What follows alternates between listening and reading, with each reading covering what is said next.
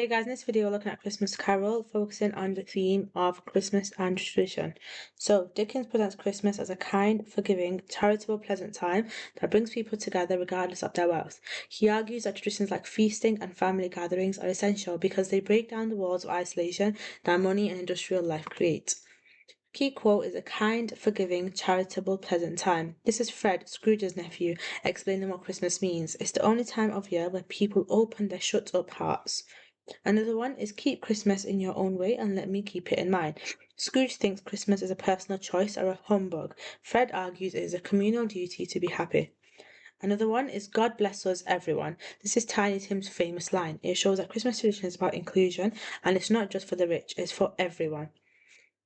Another key quote is he knew how to keep Christmas well, if any man alive possessed the knowledge. By the end, keeping Christmas becomes a skill that Scrooge has learned. It means living with a generous spirit all year round.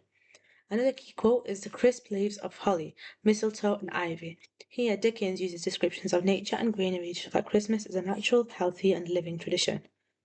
Context links. So, the invention of Christmas. Believe it or not, Christmas wasn't always this big.